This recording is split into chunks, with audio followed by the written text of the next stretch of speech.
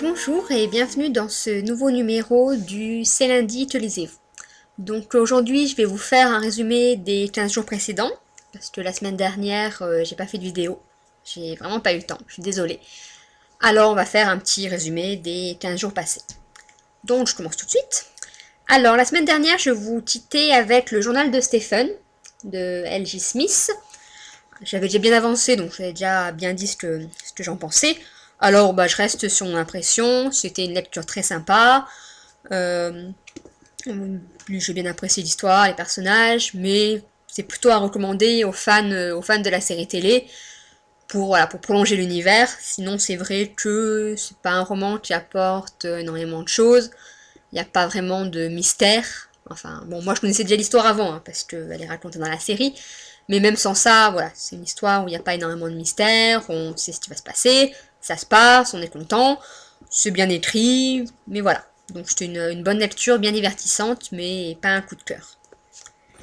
Alors ensuite, j'ai lu Démonica de Larissa Young, le premier tome, Plaisir déchaîné. Alors c'est pareil, c'est pas un coup de cœur, c'était un bon roman, mais ça m'a laissé une impression plutôt mitigée. Alors il est déjà chroniqué sur mon blog si vous voulez voir mais un avis un peu plus long. Alors c'était sympa, mais j'ai trouvé l'histoire un peu trop facile, on va dire. Donc pour résumer vite fait l'histoire, c'est Tayla, oui c'est ça, qui est l'héroïne, c'est une jeune femme, c'est une tueuse de démons, et au début du roman elle va se retrouver blessée, et elle va arriver un peu par hasard à être soignée dans un hôpital, qui est un hôpital tenu par des démons. Et non seulement dans un hôpital, et particulièrement par Eidolon, qui est le chirurgien qui va la soigner, qui va lui sauver la vie, qui est un incube.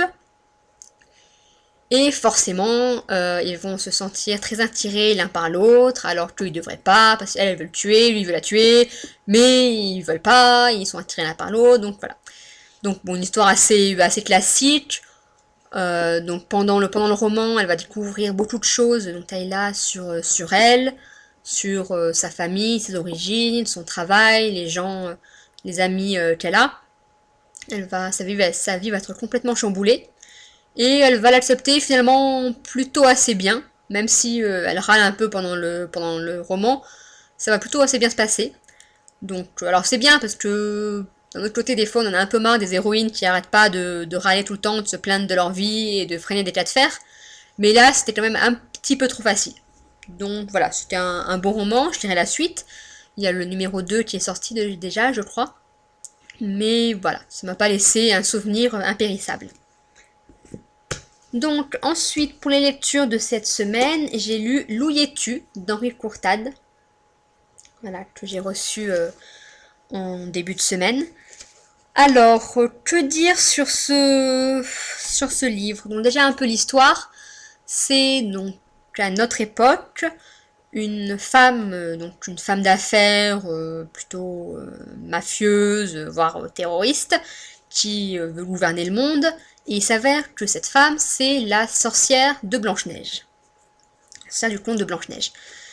Elle a plusieurs sœurs qui sont les sorcières, les sorcières de Cendrillon et de La Belle au bois dormant, je crois. Et on retrouve donc les héroïnes qui sont des princesses de contes de fées, même si elles s'en souviennent plus, elles sont complètement perdues la mémoire.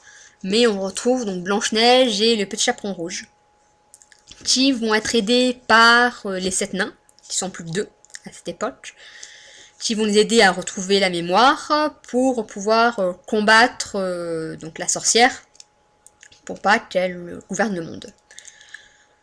Alors sur la base, c'est une très bonne histoire, j'ai bien aimé, mais je sais pas, je suis pas vraiment rentrée dans l'histoire. J'ai plus été intéressée par les moments où elles retrouvent leurs souvenirs. Petit à petit, elles racontent ce dont elles se souviennent de leur passé.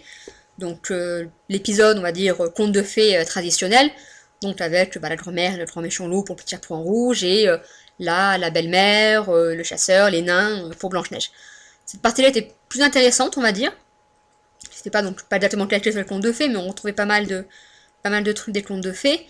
La partie qui se passe à notre époque, c'est pareil, il n'y a pas eu beaucoup de mystères. Même le grand mystère qui est résolu plutôt vers la fin, la grande surprise, on commence à s'en douter quand même quelques chapitres avant. Alors, c'est une bonne histoire, hein, c'est pas, je dis pas le contraire, mais voilà, pas emballé. C'est vrai que l'histoire de départ m'avait beaucoup plu, le résumé m'avait beaucoup plu, et un petit peu déçu par le résumé. Alors peut-être que j'attendais un peu trop de ce livre, mais voilà, pas exceptionnel. Alors je me rends compte que je suis un peu dure parce que du coup tous les livres là, je les trouve moyens. Mais bon, il y a des périodes comme ça, je sais pas, je dois être dans une période un peu plus compliquée. Sinon, ce que je suis en train de lire en ce moment. Donc en ce moment, je lis le premier tome de Gossip Girl.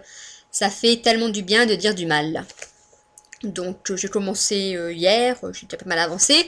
Ça se lit très vite.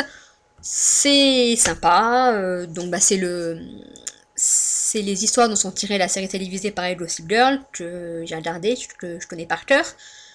Donc ça change, il y a quand même pas mal de trucs qui changent au niveau des personnages, au niveau de l'histoire. Bon, c'est qu'au début, hein, mais non seulement, principalement donc l'héroïne Blair Waldorf, je sais pas si vous connaissez, qui dans le bouquin s'appelle Olivia. Alors c'est bon, ça change rien à l'histoire, vous allez me dire, mais ça me perturbe quand même. En lisant les prénoms, chaque fois ça me fait un peu citer. Mais bon, ça, je vais m'y faire. Sinon, c'est vrai, je trouve quand même les personnages beaucoup plus pénibles que dans la série.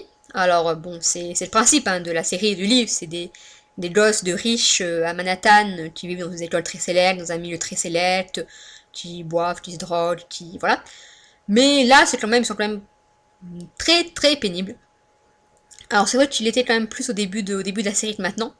Donc, faut que je me réhabitue un peu à leur côté énervant et voilà. Mais ça va bien se passer. Voilà, ça va être une lecture assez rapide. Pour l'instant, voilà, ça se lit très vite, c'est sympa. L'histoire se passe sans accroc. Ensuite, donc ce que je lirai bah, pendant la semaine. Donc j'ai encore le tome 2 de Gossip Girl. Donc je lirai après le tome 1, forcément. Vous m'adorez, ne dites pas le contraire. Voilà, donc je pense que ça va être dans la même veine que le premier tome. Ça va se passer, je pense que ça va se passer assez bien.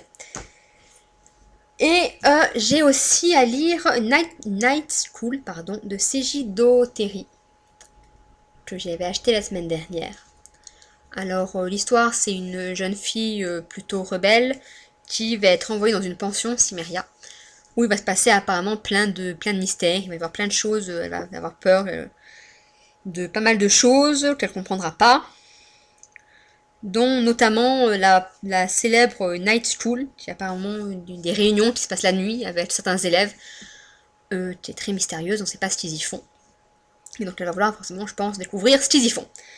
Donc voilà, je pense que ça va être une petite lecture pareille, sympa. Je pense que voilà, j'espère que ça va me... Voilà, je vais pas être pareil trop déçue par rapport... comme en ce moment j'ai l'air d'être plutôt déçue par les livres que je lis là depuis une semaine. Mais voilà, je pense que ça va quand même être assez sympa et ça devrait facilement m'occuper toute la semaine. Donc voilà, et je vous quitte sur ce livre-là et puis je vous dis à la semaine prochaine.